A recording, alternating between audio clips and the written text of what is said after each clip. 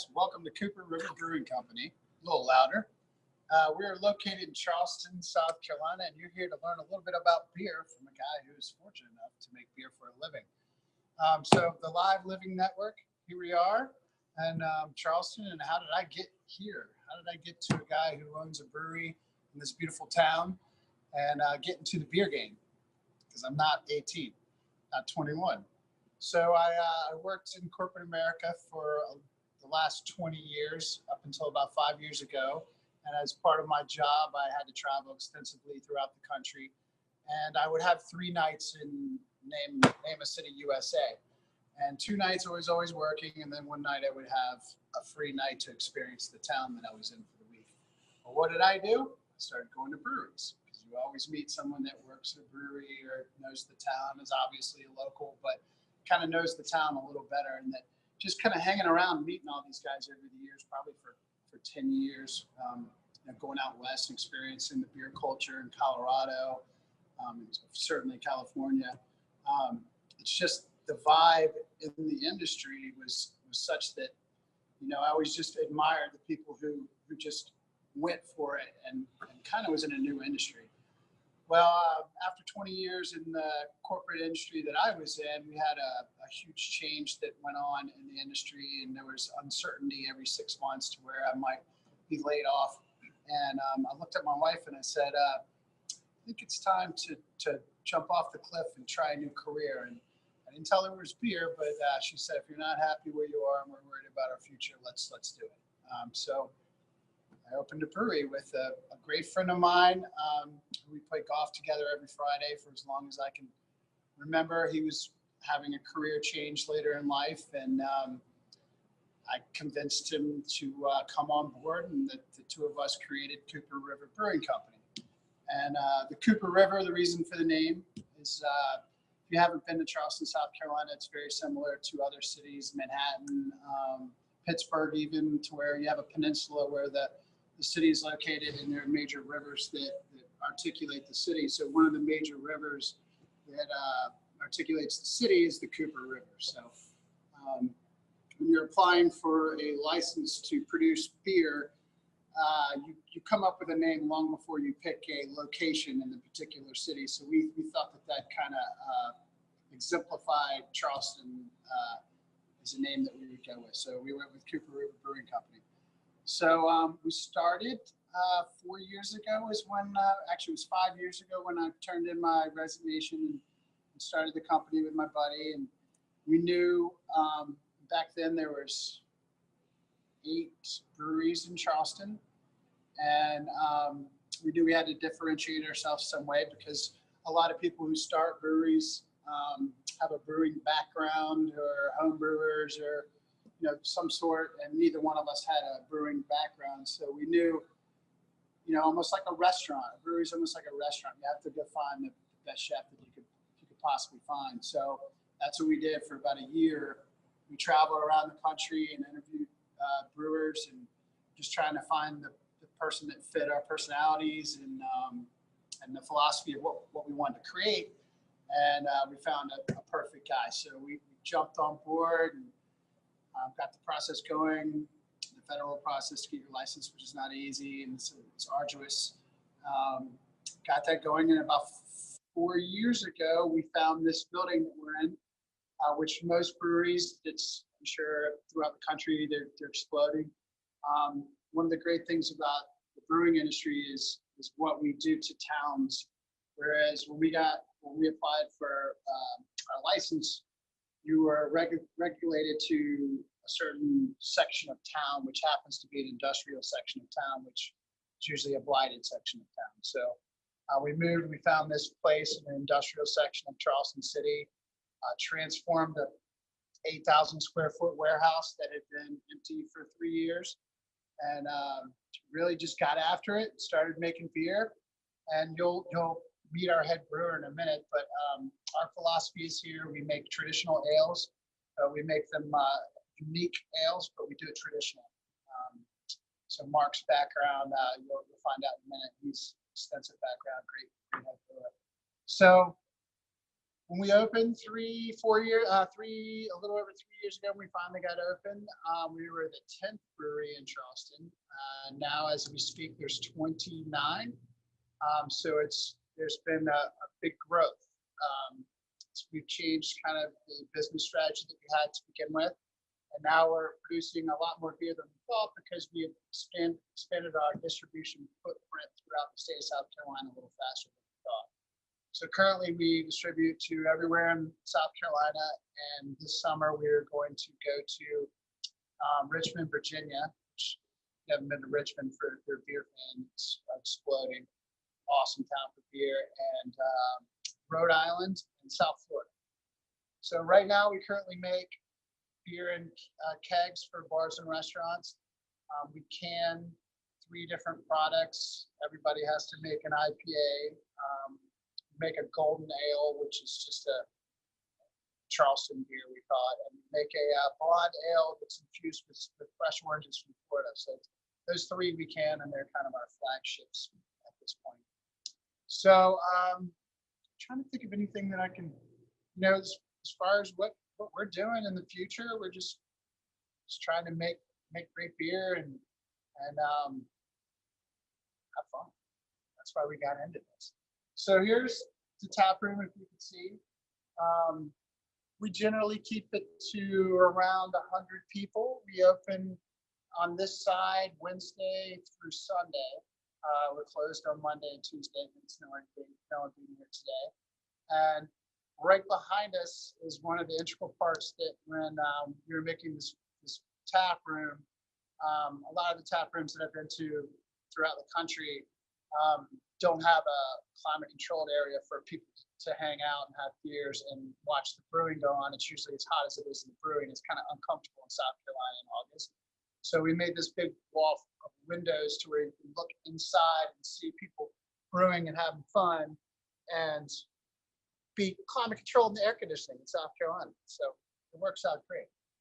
So right now, let's walk in. Mark, our head brewer, is just finishing up his day. We'll go in there and he's going to tell us a little bit about his background and show you kind of what we do in a day in, day out, and how we brew beer.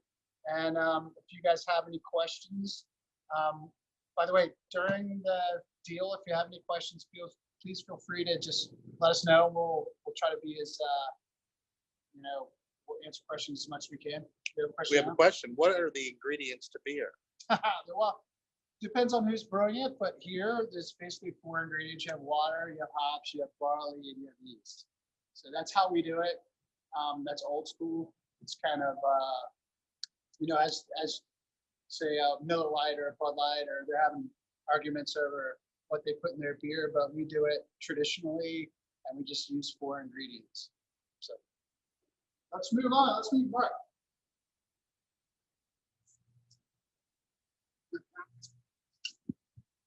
So welcome to the brewery. Hold on, let's go down here.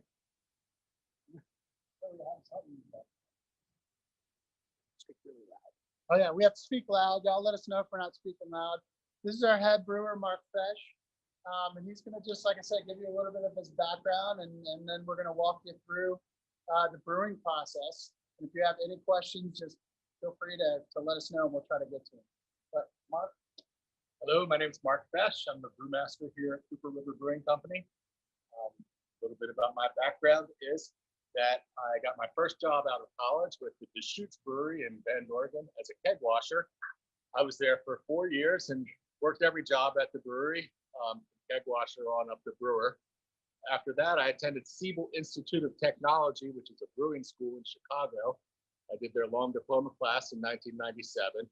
And ever since then, I've been working in breweries and building breweries and having a good time doing it. So I am going to show you a little bit about the tools we use in the brewing process and the equipment we use, and talk you through how we make beer.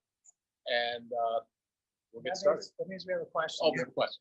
We have 2 questions. Can you go over again the ingredients you guys use to create beer, and then also have a question about what degree you earned during your training? Sure. There are 4 major ingredients in beer making, and Of course, there are other ingredients that people add now, but the four basic ingredients to make beer are malted barley, yeast, hops, and water. We also use fruit on occasion to either flavor our beer or to add more sugar for fermentation. But those are the four main ingredients. Malted barley, of course, comes from the barley plant. There are other cereal grains that are used, like oats or wheat, that we use in our brewing, but the major ingredient is malted barley.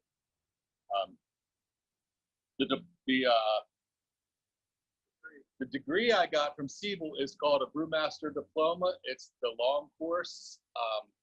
Siebel offers many different courses for the brewing professionals. And then there's the one class that encompasses them all. So that's the one I got. It's called a Brewmaster Diploma in Fermentation Science and Brewing Technology. We have one more question. It might be a good segue question about what science is involved in creating beer. The science that is involved is mainly keeping the yeast active. Yeast is a living organism, and we have to feed it and give it the necessary living conditions that it likes to thrive in. So keeping that yeast alive and using it over and over again is essential to really our business as well. So we don't have to buy new yeast all the time for every batch, but we harvest off a little bit of yeast from the last batch to use in the next batch. And we have to keep that yeast alive.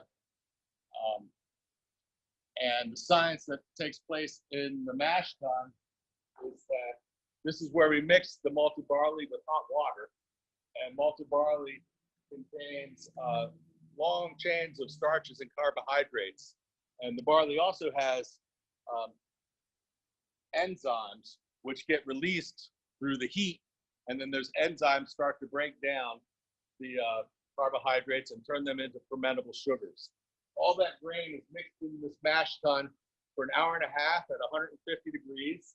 And you can see these plates here are kind of like a coffee filter, so that the grain sits on top of the plates and the liquid can go through the screens and collect down in the bottom. And that is sugar water, which we then transfer over into the kettle. And that is important. That's the most important part of our process, because that sugar is what eventually the yeast is going to use to eat and turn to carbon dioxide and alcohol. This mash tun is what we call a single infused mash tun. We just drop all the grain in with hot water. So we mix it up with this hoe right here. We have this specially made with food grade plastic and stainless steel to stir our mash. And then when that mash is done, we have to shovel it out. So we use, again, a food grade shovel, no seams. And we shovel that grain out into a container, which a local farmer comes and takes away, and he feeds it to his cattle and his chickens. The next step is the boiling of the wort. This is called wort, the sugar water. We boil it in the kettle for an hour and a half, and we add hops. Hops are a green leafy plant which add aroma and flavor to the beer and bitterness. We tend to use them to balance the sugar that comes from the malt with the hops that we add in the kettle. After the boil, then we're ready to transfer it into a fermenter and mix it with yeast, where it will ferment for about 7 days and then condition for about 7 days, and it will be ready at that point for kegging and serving. Yes. Where do you purchase your hops from? We purchase our hops from, they come from the Pacific Northwest mainly, from the Yakima Valley in Washington and Oregon, and they come through a supplier and delivered here when we need them. So when we keep moving down here, I want to show you my keg washer. A keg washer is an important step of the process also. This cleans 2 kegs at a time. It takes about 3 minutes to clean a keg. We hook it up and put it on the rack and press the button, and then it gets a caustic cleaning, a rinse, and then a sanitary acid cleaning. Then it gets pressurized with carbon dioxide. At that point, it's ready to be filled. So when the beer is done brewing, we're ready to send it down to the fermentation cellar. And that's all these tanks with the cones. These tanks are shaped like this so that we can ferment. And you can see this is a batch we made last week. It's fermenting. That's carbon dioxide being blown off. And that'll go for about a week. And then we'll condition. These tanks have a glycol jacket so we can control the temperature. So when the yeast is fermenting, it likes to live at about 72 degrees. That's what temperature this tank's at. Now this tank is finished. So you can see the condensation. We've got the glycol flowing around it, which is making the beer cold inside. And it's also putting the yeast to sleep. It makes the yeast go dormant. So I'm going to harvest off a little bit of yeast to show you what it looks like now. And this is just waste yeast, but other yeast we use in the next batch of beer, basically. Yeast also reproduces, so we make a lot of yeast. And this batch has been not cooperating. You see this valve's wide open, and it's so thick that it's not coming out right now. But that's a little embarrassing. We'll take care of that. But anyway, the point is that the cones allow the yeast to settle, and then we pull the yeast out off the bottom and harvest it and use in the next batch. From the fermentation tank, it can go into one of the two bright beer tanks. These don't have the cone. They have a flat bottom or a dish bottom.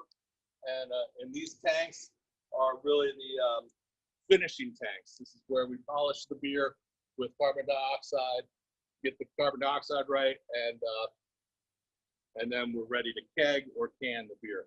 From there, the beer goes into one of these clean kegs, and then down into our cold room, where it will sit until the truck comes and takes the beer away to the distributor for sale. This cold room is where we store our hops. Yeah, we have a question. Yeah, we have a question about the shelf life of the canned beer and its taste differential compared to a draft. Sure. Well, for canned beer, it's very important that it be kept cold. If it's kept cold, the shelf life can be as much as 6 months, I would say. I'd be comfortable serving that beer. With the keg beer, what was the question again? What's the taste difference? Oh, taste difference. Keg beer, draft beer. You know, a lot has to do with how the beer is poured and how much it foams up when it hits the glass, because that releases aroma and essentially flavor also. So you want to, either way, for pouring your beer into the glass, you want to have a gentle pour and just have a little bit of head on top of your glass, and that means the aroma that's in the dissolved carbon dioxide stays in solution, and that adds to the flavor of the beer. So either way, you're going to get a good tasting product. These are hops, and we keep them in this cold room so they stay fresh.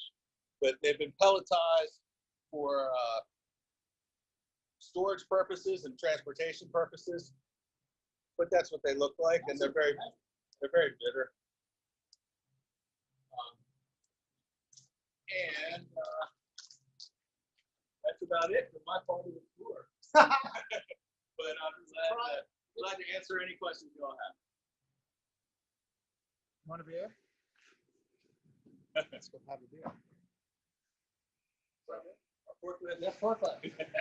Chemicals. And a This lot is of people. our grain out containers where we shovel that grain and take it outside and dump it in a trailer, and the farmer takes it away. So basically every week at a brewery, a truck comes, an 18-wheeler, a bunch of 18-wheelers come, and they deliver you these, which are the dirty kegs that came from the brewery.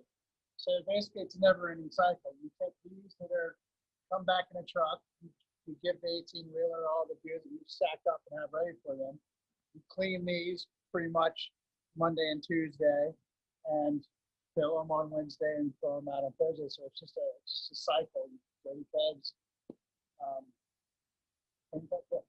What do the initials for IPA stand for, and why is it called that? Well, it's India Pale Ale is what it stands for. But there's a lot of theories, and now that there's a billion craft beer fans, I would go with, and Mark, you could, here's what I've always heard since I've been drinking craft beer, which is since the 90s, that because Great Britain would ship a lot of beer around the world back in their empire, that they would send a lot of beer to India, which is one of their territories, and it was such a long journey that through the process, the barrels, basically the beer would go bad on the way to India.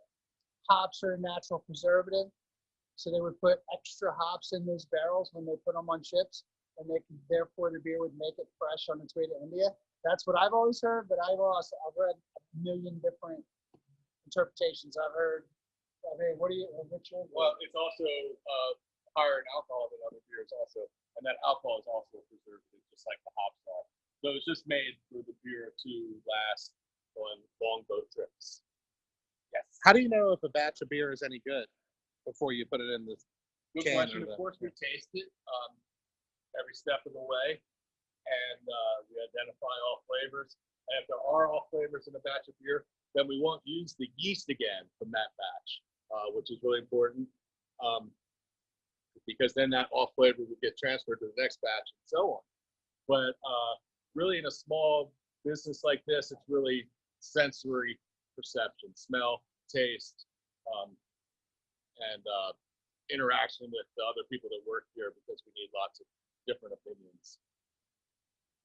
Thanks for drinking a beer. Well, let's go back in the tap room and talk about a couple of our prominent beers, and pour a couple, and wish y'all could join us.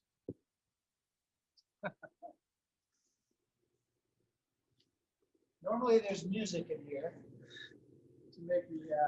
So our golden ale is when we opened the brewery, Mark said he wanted to create his first beer that he wanted to make was going to be a golden ale. And as a guy who had kind of cut my teeth on the West Coast and all these crazy IPAs and stuff, I'm like, a golden ale, really? Is that what you want to do?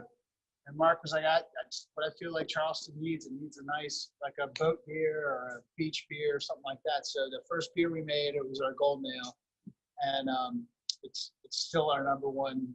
3.5 years later, it's still our number one selling beer in bars and restaurants and at grocery stores. So we made a hell of a first beer, and now I like golden ales. I was never a fan of the golden ale before this one. Yes. We have a question. When does your beer become available in Rhode Island? Oh, this summer. This summer we're is it Rhode Island Craft? No, it's sorry.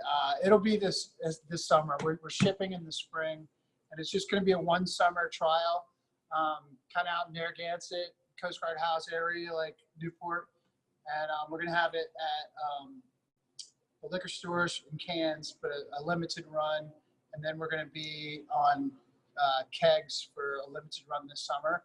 And that's because my wife and I lived in Rhode Island, and she's from Rhode Island, and my parents still live in Rhode Island, and so we have a Rhode Island connection is why we're doing it. What about Massachusetts? Not yet, but hopefully one day. I haven't even looked into the laws in Massachusetts, so we'll hopefully we can bring a little Charleston to New England. Lord knows we love New England, especially in the summertime. And there's a huge connection between Charleston and New England, going back hundreds of years. So you see a lot of New Englanders visiting Charleston and coming to our tap room. So the golden ale. We have a very important question. Are you a Patriots fan? I am, because I went to high school in Providence, Rhode Island, and in Providence, Rhode Island was so close to Foxborough and back then it was like $5 to go to a Patriots game. So we would jump in the car and go to all the home games when I was in high school. So that became they weren't that good back then, but I've always liked them. And I went to Clemson, so we're on a pretty good run. But so this is our golden ale. We do not filter anything here. So a lot of breweries will filter their product to get out of a lot of the leftover yeast or a little bit of barley sediment. We don't filter anything, but that's pretty damn clear beer as far as that goes. Nice. It's dark in here today, but Nice gold color. Delicious beer. 4% alcohol, so it's a good day drinking beer. What was your theory behind this beer when you made it? Well, I was really thinking about the Charleston summers and how hot it is here, and what people's palate is in this climate. And this is as light a drinking beer as I could make. And that's really what I was shooting for, something that paired well with seafood and also barbecue and just the other things that people like to eat down here in Charleston. It's a very soft and gentle beer to drink. It's quenching and enjoyable. What are you drinking over there? This is the American Pale Ale, so you can see it's a little darker in color, has some more roasted malts in it that add color and flavor, and has a few more hops in it as well. So you can tell the difference between the American Pale Ale and the Golden Ale. We have a comment here. Cape Cod wants your beer, guys. Oh, cool. We'd love to be on Cape Cod. We just have to, and that's another thing about the beer industry, because all the rules and regulations were made post-prohibition, including South Carolina. A lot of the rules and regulations, state by state by state by state, are just so wacky that it makes it non-profitable or not even worth it to go to a state. Like one of our neighboring states, it's not even really worth it for us to go to that state because the laws are so wacky. So you just have to kind of look at where you might be a great fit, and we love New England for sure. So this is our IPA, our Charleston IPA. That's available in cans. This is Mark's ode to a West Coast hop, West Coast hopped IPA. So we use Simcoe and Citra hops, which are Washington State, as we talked about earlier, and they both have almost like a floral, peachy a note to it. And note means kind of the smell. Beautiful. It's Monday. We had a long weekend. So, yes. Does it matter what kind of glass you serve it in? Yes. And in the tap room, as you can see, just these are both hoppy beers. So they're served in these what they call Belgian style glasses, which give you that tulip look with the note. That basically just helps accentuate the note of the hops in the beer as you drink it.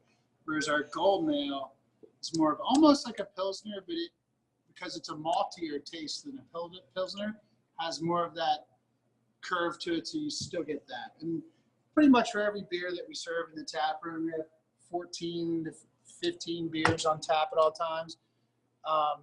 We try to have style correct glasses for each while you're at our tap room. I mean, it's only open 25 hours a week, so we try to give you the full experience while you're here. Mark? Oh, I thought you had something to say. Cool. Well, thanks for letting us into your world today and talking to two guys who are lucky enough to make beer for a living. If you're ever in Charleston, South Carolina, come say hi, or hey, as we call it down here. And where can we find more information about East Cooper Brewing and merchandise? So basically on all social media, it's at Cooper Brewing or Cooper River Brewing, but it's just easier for Twitter, Instagram, Facebook, Cooper River Brewing, or at Cooper Brewing. So yeah, you can follow the journey. We do a lot of fun things, and we try to post. We're a little older in the social media crowd, but we do a good job. Do you have a website? CooperRiverBrewing.com. Cool. All right. Thank you guys very much. Cheers, Awesome. Thank you. Have a great week. It's Monday. Seize the day.